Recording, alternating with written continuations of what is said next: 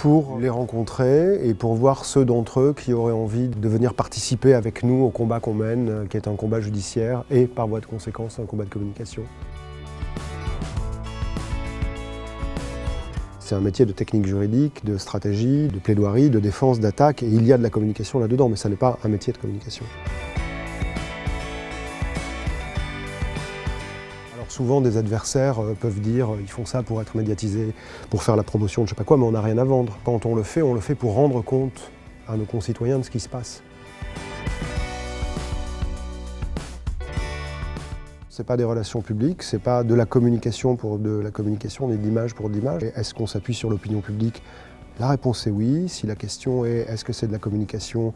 La réponse est oui. Si la question est est-ce qu'on l'assume? La réponse est évidemment oui.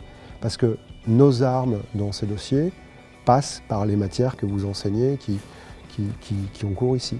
Parce que sinon, il faut se coucher, dormir et se dire on a perdu. Mais ça veut dire se coucher.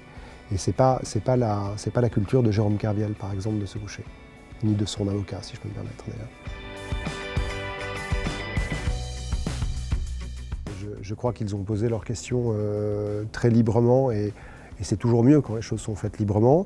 Et je trouve que c'était assez enrichissant de comprendre quel était leur positionnement par rapport à des affaires dans lesquelles j'ai eu à m'impliquer comme avocat. Et on est très proche du cœur de ce qui les anime dans les questions qu'on a entendues. Et j'ai trouvé ça vraiment enrichissant.